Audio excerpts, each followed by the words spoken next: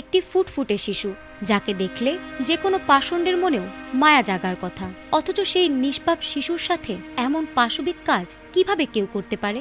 এই অবুঝ পৃথিবীকে কিছু বুঝে ওঠার আগেই সিলেটের 4 বছরের শিশু ফাহিমা আক্তারকে পাড়ি জমাতে হলো ওপারে। নিজের প্রতিবেশী চাচা জাকির হোসেনের লালসার শিকার হয়ে প্রাণ হারাতে হলো তাকে। মাদকাসক্ত এই ঘাতকের স্বীকারোক্তিতে বেরিয়ে এসেছে সেই লোমহর্ষক ও বুকফাটা কাহিনীর বিবরণ। গত 6 মে সকালে ফাহিমাকে একা পেয়ে ফুসলিয়ে নিজের ঘরে ডেকে নেয় মাদকাসক্ত জাকির। সেখানে এসে শিশুটিকে ধর্ষণের চেষ্টা চালায়। অবুঝ শিশুটি চিৎকার ও বাধা দিতে গেলে এক পর্যায়ে জ্ঞান হারিয়ে ফেলে। এতে ক্ষিপ্ত ও আতঙ্কিত হয়ে জাকির ফাহিমার গলা টিপে ধরে। মুহূর্তেই নিভে যায় একটি ফুটফুটে জীবনের আলো।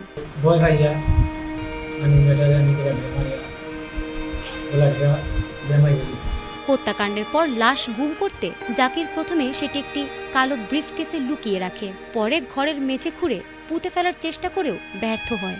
ঘরে লাশ পচে দুর্গন্ধ ছড়ালে 8 মে ভোরে স্ত্রীর চাদরে লাশটি মুড়িয়ে বাড়ির পাশের একটি ডোবায় ফেলে দেয়। এরপর সে নিজে ফাহিমাকে খোঁজার নাটকও করে। অবশেষে পুলিশি জালে ধরা পড়ে এই ধড়িবাজ ঘাতক। গ্রেফতারের পর পুলিশের কাছে নিজের সব অপরাধের জবানবন্দি দিয়ে কঠোর স্বীকারোক্তি দেয় সে। গ্রেফতারের পর ঘাতক নিজের অপরাধের দায় স্বীকার করে বলে, আমি তীব্রভাবে নেশাগ্রস্ত ছিলাম। আমি তো নিয়মিত ইয়াবা খাই। ওই দিনও ইয়াবা খাওয়ার পর মেয়েটাকে দেখে আমার মাথায় কুচিন্তা চাপে এবং আমি নিজের ওপর নিয়ন্ত্রণ হারিয়ে ফেলি। এরপর যখন তাকে ধর্ষণের চেষ্টা করে ব্যর্থ হই, তখন সে সবাইকে বলে দেবে এই ভয়ে আমি ধরা পড়ার হাত থেকে বাঁচতে মেয়েটাকে শ্বাসরোধ করে মেরে ফেলি।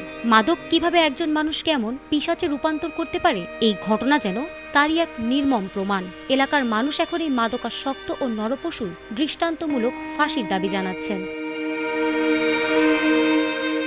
এদিকে ঘাতক জাকির হোসেন গ্রেফতার হওয়ার পর এলাকায় তীব্র উত্তেজনা ছড়িয়ে পড়ে এবং দোষীর দৃষ্টান্তমূলক ফাঁসির দাবিতে ফুঁসে ওঠে বিক্ষুব্ধ এলাকাবাসী। নৃশংস এই হত্যাকাণ্ডের বিচারের দাবিতে শত শত মানুষ বিক্ষোভ মিছিল ও মানববন্ধন করেন। তারা অপরাধীর দ্রুত বিচার নিশ্চিত করতে আইন শৃঙ্খলা রক্ষাকারী বাহিনীর প্রতি জোর দাবি জানিয়েছেন।